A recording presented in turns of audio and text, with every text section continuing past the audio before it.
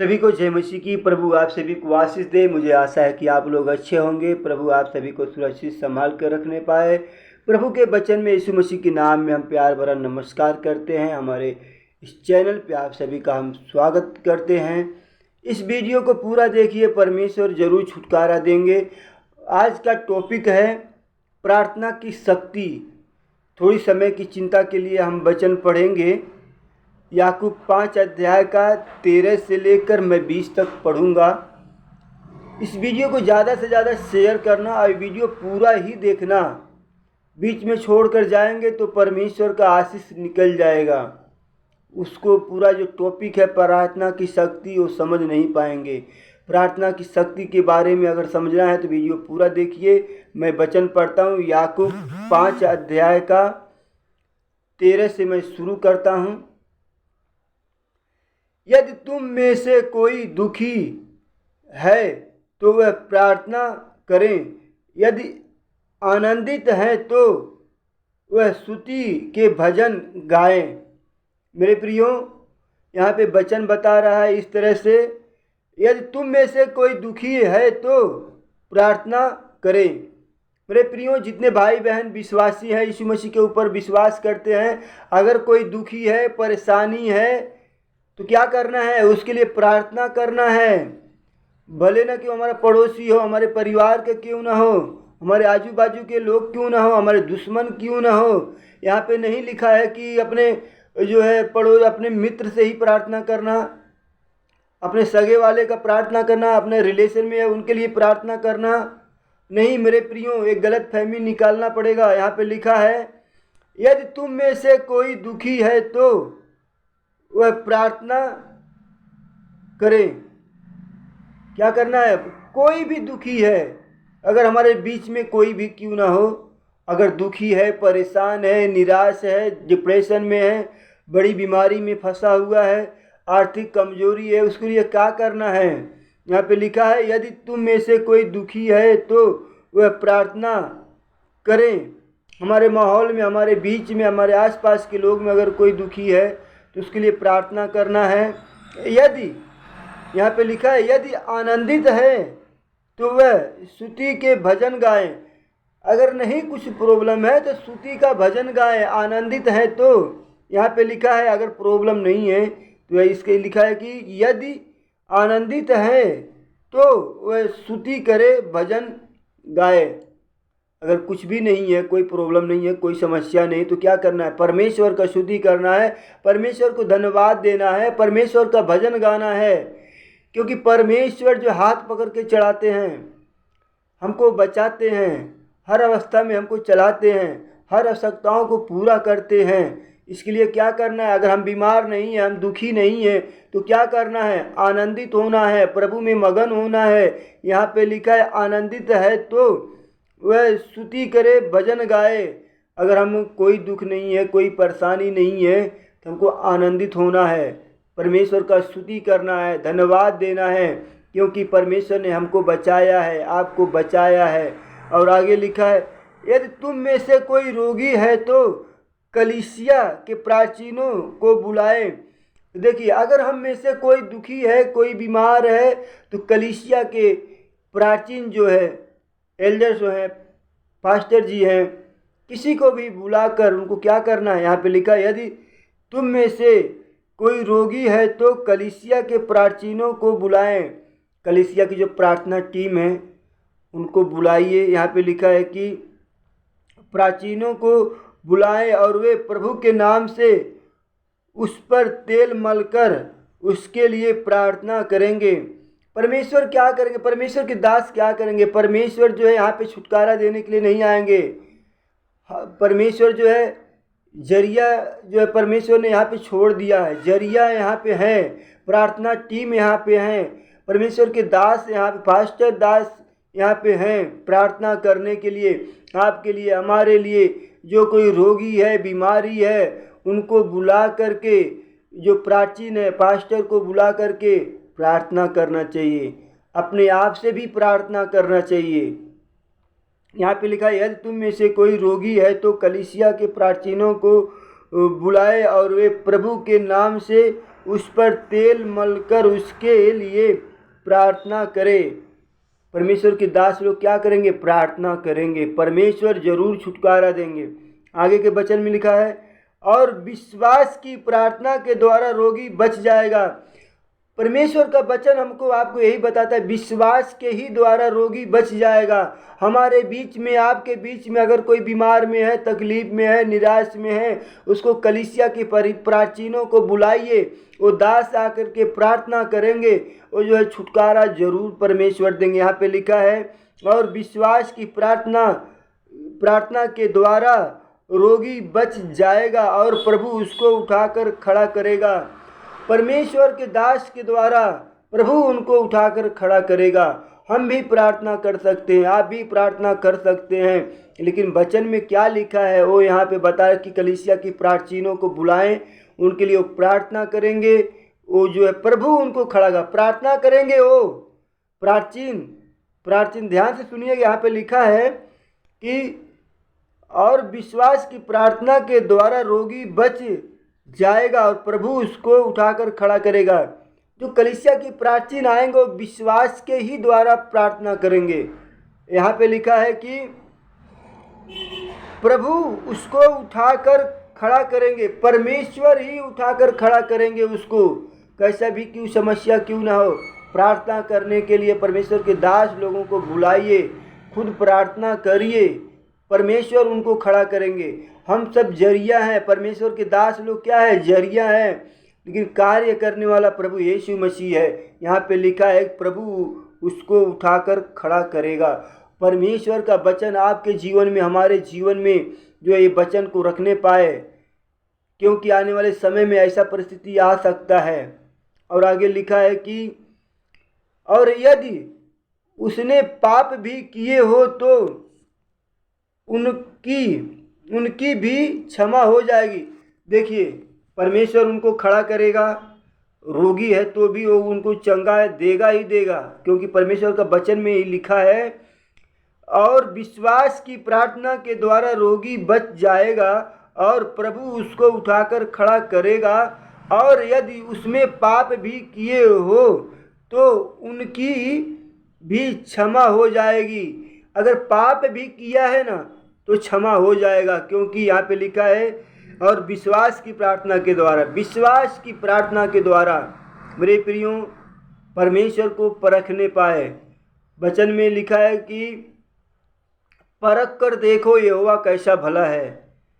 मेरे प्रियो, जब तक उसको हम चखेंगे नहीं, परमेश्वर के संगति में आएंगे नहीं, वचन को हम सुनेंगे नहीं, तो हम कैसे जानेंगे परमेश्वर की जो है प्रभावशाली प्रार्थना के बारे में।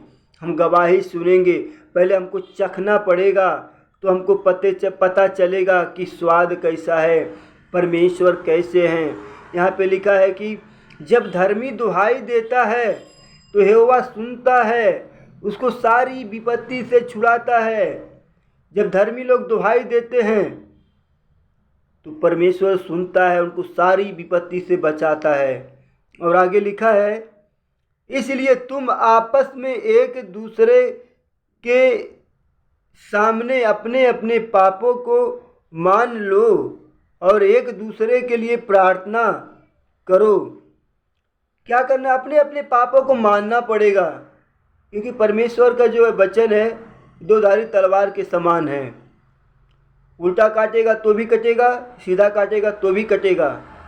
ये परमेश्वर का वचन, हम कहीं भी खड़ा नहीं रह सकते। परमेश्वर की नज़र में हम कहीं छुप नहीं सकते हैं। परमेश्वर सब जानते हैं, हमारे मन की बातों को जानते हैं परमेश्वर। हम पाप किए हैं, पाप नहीं किए हैं, सब बात परमेश्वर हमारे जो हमको जो है जानते हैं। हमारे अंदर जो पाप है परमेश्वर क्या करते हैं? सब जानते हैं। इसलिए यहाँ पे लिखा है, इसलिए तुम आपस में एक दूसरे के सामने अपने अपने पापों को मान लो। अपने अपने पापों को मान लो। बहुत से लोग अपने पापों को मानने को तैयार नहीं होते हैं, कि वो बोलते हैं कि हम पाप नहीं किया है। मेरे प्रियो, परमेश्वर का वचन यही बताता है कि सबने पाप किया, परमेश्वर की महिमा से रहित है। बाइबल बताती है कि एक भी धर्मी नहीं है, सबके सब भटक गए हैं। तो मानना तो पड़ेगा ना। परमेश्वर का वचन क्या बता रहा है हमको? इसलिए तुम आपस में एक दूसरे के सामने अपने अपने पापों को मान लो और एक दूसरे के लिए प्रार्थना करो जिससे चंगे हो जाओ। अपने अपने पापों को मानना होगा। मैं एक थोड़ा सा एग्जाम्पल मैं बताता हूँ कि कोई लोग कहेंगे मैं तो पाप किया ही नहीं, मैं मर्डर किया ही नहीं है, खून किया ही नहीं, कत्ल किया ही नहीं है।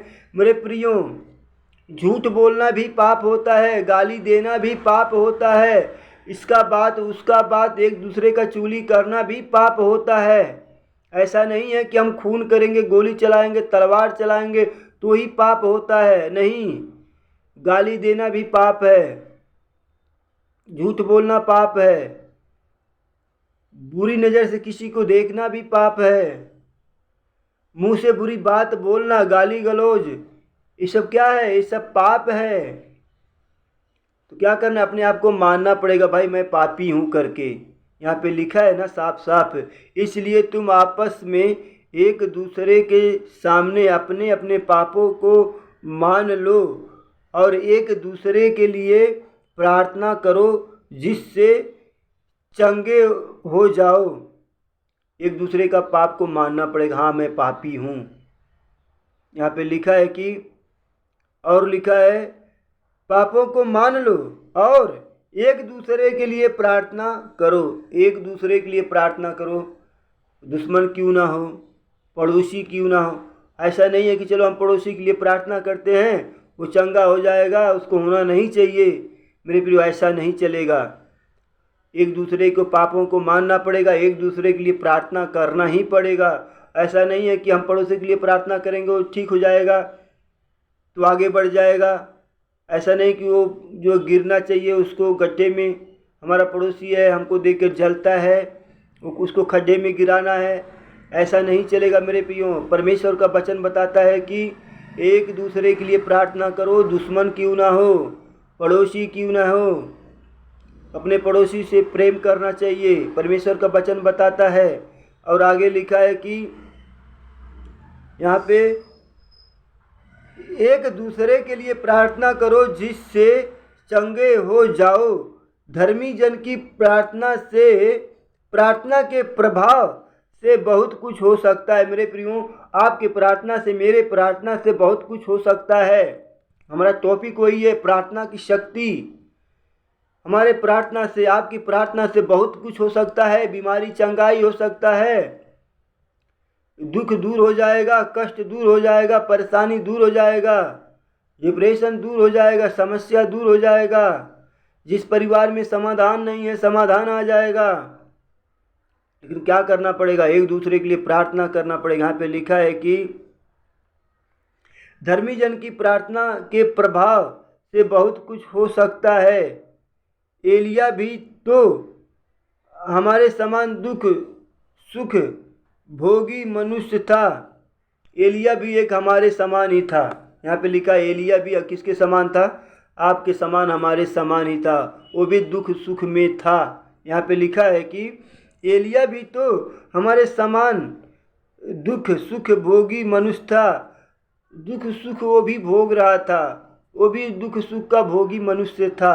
और उसने गिड़गिड़ाकर प्रार्थना की, मेघ न बरसे, और 3.5 वर्ष तक भूमि पर मेघ नहीं बरसा। वो एक छोटा व्यक्ति था, सुख दुख में जीवन बिताने वाला यहाँ पे। लेकिन वो एक बार प्रार्थना किया, एलिया ने गिड़गिड़ा कर प्रार्थना की, मेघ न बरसे और 3.5 वर्ष तक भूमि पर मेघ नहीं बरसा। वो गिड़गिड़ा कर प्रार्थना किया उसने, परमेश्वर ने उसके प्रार्थना को सुन लिया। क्या परमेश्वर हमारी प्रार्थना, आपकी प्रार्थना नहीं सुनेगा? हमारा टॉपिक वही है, प्रार्थना की शक्ति। प्रार्थना में इतना शक्ति है कि परमेश्वर हमारे प्रार्थना को, आपके प्रार्थना को अवश्य सुनेंगे। कोई क्यों ना अवस्था क्यों ना हो, कोई बीमार की अवस्था क्यों ना हो, कौन सा भी परेशानी क्यों ना हो, एलिया का प्रार्थना प्रभु सुन सकता है। तो हमारा भी प्रार्थना सुनेगा प्रभु, आपका भी प्रार्थना प्रभु सुनेगा। मेरे प्रियो, निराश होने का हमको ज़रूरत नहीं है। प्रभु एलिया का प्रार्थना सुन लिया, लेकिन उसने गिड़गिड़ा कर ही प्रार्थना किया। उसी प्रकार से हमको गिड़गिड़ाना है परमेश्वर के सामने। हमारे प्रार्थना को परमेश्वर अवश्य सुनेंगे। और लिखा है कि वहाँ पे देखिए, वो प्रार्थना किया और 3.5 साल तक बारिश नहीं हुआ। 3.5 साल तक बारिश बंद हो गया। मेरे प्रियो, हमारी प्रार्थना को परमेश्वर सुनेंगे। आपकी प्रार्थना को परमेश्वर सुनेंगे, अवश्य सुनेंगे। जब धर्मी दुहाई देते हैं तो यहोवा सुनता है, उनकी सारी विपत्ति से उनको छुड़ाता है। आपको हमको परमेश्वर सारी विपत्ति से अवश्य छुड़ाएंगे। परमेश्वर का वायदा है। यहाँ पे लिखा है कि 3.5 साल तक बारिश बंद हो गया। हमारी समस्या कैसा क्यों ना हो, हमारी बीमारी कैसा क्यों ना हो, बंद हो जाएगा। परमेश्वर हमारी बीमारी को बंद करेंगे, हमारी समस्याओं को बंद करेंगे। परमेश्वर हमारे लिए, आपके लिए नया द्वार खोल के देने वाले हैं। और आगे क्या लिखा है मैं पढ़ता हूँ। फिर उसने प्रार्थना की। मेरे प्रियो, एक बार तो उसने गिड़गिड़ाकर प्रार्थना किया परमेश्वर से, एलिया ने। तो 3.5 साल तक बारिश नहीं हुआ।